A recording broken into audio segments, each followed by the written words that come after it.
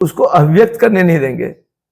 तो हसनपुर चौक की घटना क्या घटी कि वहां कुछ लोगों के एक सिलेंडर ब्लास्ट में 7 परिवार के लोग सारे सामान बेघर हो गए, सारा सामान जल गया। ये बेटी की शादी के लिए कुछ गहने वो भी आग के में स्वाहा हो गया।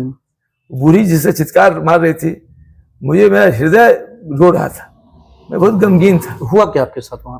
तो बेसिकली मैं देखा कि काफी अस्त व्यस्तता थी और फायर ब्रिगेड की गाड़ी, हमारे ही सौरभ ओझा वहां थे, हमारे बहुत सक्रिय कार्यकर्ता हैं, वो चाय पी रहे थे, उन्होंने देखा, उन्होंने फोन करके फायर ब्रिगेड बुलाया और खुद आग बुझाने में लग गए।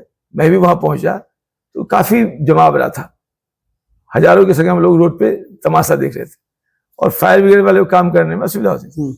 मैं DG home guard and fire services था, उसमें अधिकांश बच्चों जो थे उनकी ट्रेनिंग मेरे टाइम में हुई थी। उनका एक स्वाभाविक आकर्षण मेरे प्रति था और स्नेह था। उनसे चर्चा हुई तो उन्होंने कहा, सर थोड़ा सा देखिए ट्रैफिक का दिक्कत, थोड़ा काम करना। तो मैंने थोड़ा माइक लगवाया, मेरे पास माइक सिस्टम था। वही लोग बोला कि भाई आप लोग थोड़ा पीछे हटिए, रास्ता दीजिए, तो काम करने में दिक्कत होती है। हटा रहे थे लोग, हट फिरे, बात मान फिर। उस समय आप जैसे पत्रकार एक आए, उन्होंने पट से एक माइक लगा दिया, अब ना बोलूं तो गुनाह, बोलूं तो गुनाह है बेलजत। तो मैंने उसको देखते मैंने कहा, भाई बोला सर ये क्या हो रहा है? बोला ये लापरवाही है और ये गैर जिम्मेदाराना है, सरकार की फेल्योर है। और विधायक जी का तो देखिए घर बगल में अभी तक आए नहीं, जब उनको आना चाहिए था। आज तो विधायक वही है, वही सुविधा देंगे, इनको सुविधा मिलनी चाहिए ना। अभी एक सारी तन कपड़े रह गया है, बाकी सब जल गया है। भोजन के लिए अभी अगला क्या खाएगा नेवाला, उसके लिए क्या उपाय नहीं, सारे पैसे जल गए हैं। 15,000 रखा था नगद, बेचारी बोली 15,000 बक्से में, देखिए बक्सा में जल गया सर। तो उसकी तो पूरी दुनिया लुट गई थी। मैं गमगीन था तो उस बीच, और मैं इससे बात कर ही रहा था। पत्रकार से बात करना है तो तथ्य की बात करूंगा ना, यथार्थ की बात करूंगा, सच्चाई की बात करूंगा, उनको गोल गोल घुमाऊंगा नहीं।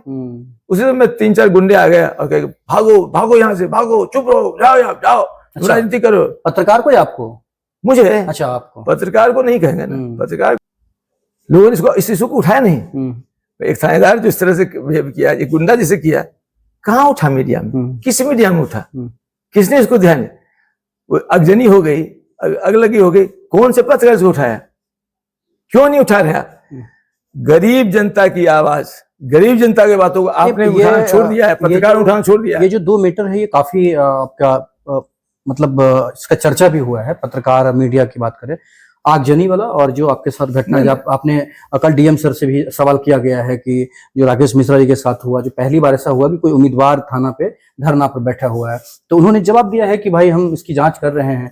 तो यही बात से मुझे घृणा है। हाँ, जब आर.के. मिश्रा ऐरा गैरा नथु खैरा नहीं है भैया, यहाँ का आईजी रहा है, यहाँ डीजी होमगार्ड रहा है, एक नाम है, एक साख है, एक प्रतिष्ठा है। झूठ कभी नहीं बोला हूं, एक शब्द भी मेरे आरोप में झूठ नहीं है। हाँ, कभी कभी सच तीखा होता है, जैसे अभी पत्रकारों ने कह दिया, कल को आप लोग कहेंगे देखिए आप पत्रकार ऐसा बोलते हैं, सच्चाई है। ना बोलूं तो फिर मुझे ये गुस्सा है, मैं बचा नहीं सकता। इसी तरह तो क्या थानेदार, डीएम साहब, एसपी साहब क्या जांच करेंगे? किसी की जांच करना चाहते हो? भाई जो आदमी सरासर कानून बने कानून का उल्लंघन कर रहा है थानेदार, उसको क्यों प्रोटेक्ट कर रहे हो भैया? डीएम भैया और एसपी भैया क्यों प्रोटेक्ट कर रहे हो? क्या दिक्कत है आपको? अपनी गलती को स्वीकारने में, प्रशासन की गलती को स्वीकारने में क्यों पीछे हटते हो? प्रशासन की सबसे बड़ी जो गलती होती है, सबसे बड़ी जो नाकामी होती है, एक बार गलती कुछ हो गई उनके अधीनस्थ के द्वारा, उनको बचाने लगते हैं। क्यों बचाते हो भैया? एग्जाम्पल बनाओ ना, सबक सीखना चाहिए। सबक नहीं सिखाओगे तो कौन सिखाएगा? क्योंकि ये भ्रष्टाचार में इतने डूबे रहते हैं, इतने एक दूसरे के साथ गला में गला मिले रहते हैं कि उनको लगता है इस पर कार्रवाई कैसे करें। जो थानेदार स्थापना में लोग पैसे लेके थाना फराई बनाए, जो विधायक के पैरवी जिसको बनाए, तो कैसे हट जाएगा वो? विधायक का दुर्लभन थानादार है। उसी थाना में हसनपुर चौक पर, जहां मेरे साथ दुर्व्यवहार गुंडों ने किया, उसी थाना चौक शिवाजी नगर पर, जहां यहाँ तो हद ये हो गई, उस गुंडा को मैंने ऐसे हाथ से पकड़ लिया। पुलिस को जब आते देखा, मेरे रुक तुम, अब तुम रुक, अब तुम चिल्ला रहा था मेरे ऊपर, अब तुम रुको, भागो मत, भाग हमें रुक। अब बोला कि तुम इस बूढ़े शेर के पंजे में आ गए, तुम छुड़ा के चला, दम तो है तो भाग जा। उसका हिम्मत नहीं भागने का। थानेदार आया, मैंने कहा लो पकड़ो इसको, ले जाओ थाना इसको, अब मेरा केस दर्ज करो, मैं यही केस दर्ज करूंगा। उसने उसको भगा दिया। अच्छा, मतलब देने के बाद उसको हाथ में पकड़ा, हाथ छुआ नहीं, उसको बोला भाग भाग भाग, क्योंकि उसको पता है कि ले जाएंगे तो विधायक का पैर भी आएगा, विधायक के टुकड़े पलता है थानेदार, निष्पक्ष नहीं है।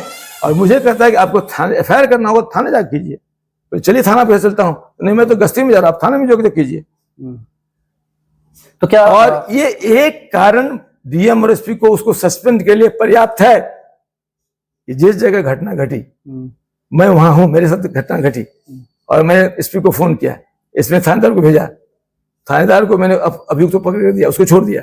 लेकिन दूसरा था, वो कम से कम एफआईआर तो कर सकता था। फर्द बयान पर एफआईआर होना चाहिए प्रेजेंट मतलब घटनास्थल पे या फिर थाने? हाँ, जब घटनास्थल थानेदार आता है तो वहां पर वो फर्द बयान लेकर एफआईआर करता है। यदि वो 2 मिनट 4 लाइन में एफआईआर कर लेता मेरा, तो मैं आगे प्रचार में बढ़ निकल गया होता। उसने चल दिया, बोला कि नहीं करेंगे एफआईआर, थाने में करेंगे। ये है एक रिटायर्ड डीजी रैंक के पदाधिकारी के एसपी के कहने पर थानेदार है, उसका ये प्रतिक्रिया, उसका रिस्पांस, पुलिस का रिस्पांस। मैंने डीजी का, विनय बाबू डीजी हैं, बड़े अच्छे मानते हैं, मानता हूं, बोले कि तुम्हारे राज्य में ये ऐसा हो रहा है, कहां गया तुम्हारा डंडा? डीजी का डंडा कहां दिख रहा मुझे? इसको तुत्काल सस्पेंड करो। मैंने एसपी को फोन किया, बोला सर मैं नहीं कर सकता, चुनाव आयोग सस्पेंड करेगा। अरे भाई बड़ी हद हो गई, चुनाव आयोग क्यों सस्पेंड करा? सस्पेंड का एसपी को दिया हुआ है, सस्पेंड करो, चुनाव को इन्फॉर्म कर दो। ये सब लोग एक आंचल के पीछे, चुनाव आयोग के आंचल के पीछे छिपना जानते हैं, कार्रवाई नहीं करता। डीएम ने कार्रवाई किया, एसपी ने किया। तो मतलब आप मानते हैं कि मैं तो इसके बाद, चुनाव के बाद, रिजल्ट के बाद पूरे प्रशासन के खिलाफ मैं ऐसा अभियान छेड़ने जाऊंगा, मैं आमरण अनशन में बैठूंगा। प्रशासन में लोग, जो मेरे साथ हुआ, लोगों को क्या होता होगा जिसको सुधारेंगे नहीं डीएम एसपी, और पूरे राज्य में व्यवस्था एफआईआर की सुधरेगी नहीं, मैं धरना बैठूंगा, आज आमरण अनशन में बैठूंगा। क्या तरीका है भाई? उस दिन मैं जा रहा था, योगी जी आए थे और तेजस्वी आए थे, पूरा सड़क जाम था, सड़क बंद भी था, बंद भी था, सड़क भी बंद, सड़क बिना वजह आपने बैरिकेड लगा के मोटरसाइकिल रोक दिया था। अभी 3 बजे से कार्यक्रम उनका है, अभी 11 बजा है, अभी तो ट्रैफिक चल रहा था सूरज। तो मैं तो अनुरोध करूंगा सारे राजनीतिक पार्टियों से कि आप लोग जब कोई रैली वैली करते हैं तो कम से कम सामान्य जो आपका ट्रैफिक है उसको चलने दीजिए, और नेताओं को पब्लिक के साथ चलने में मजा है। आप रोड शो करते हो, उसको एकदम चारों तरफ से क्या किला बना देते हो, फोर्स का किला बना के चलते हो, ऐसा रोड शो किस काम का? रोड शो तो वो हो जब आप भी चलो, आप पब्लिक भी चले, तब ना रोड शो है। सर आप फाइनल एक बात कर